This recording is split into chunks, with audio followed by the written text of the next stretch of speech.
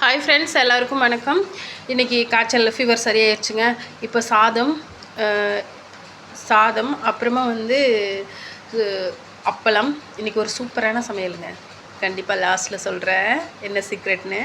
அப்பளம், அதுக்கப்புறம் அவியல், எல்லா காய்கறியும் போட்டு அவியல் பண்ணியிருக்கிறேங்க. சூப்பர் டேஸ்ட்டாக இருக்குங்க இந்த அவியல், அவ்வளோ சூப்பராக இருக்கும். அப்புறம் அவிச்ச முட்டைங்க, வேக வச்ச முட்டை.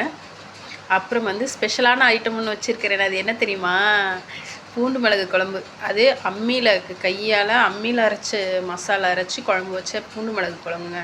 அவ்வளோ டேஸ்ட்டுங்க, வேறு லெவலாக இருந்துச்சு. நான் வச்சேன்றதுக்காக சொல்லலை, உண்மையில் வேறு லெவல் டேஸ்ட்டு.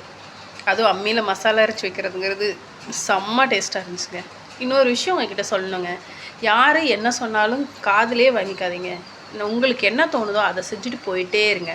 சொல்கிறவங்க சொல்லிகிட்டே தான் இருப்பாங்க, என்ன வேணாலும் சொல்லட்டும், சரிங்களா?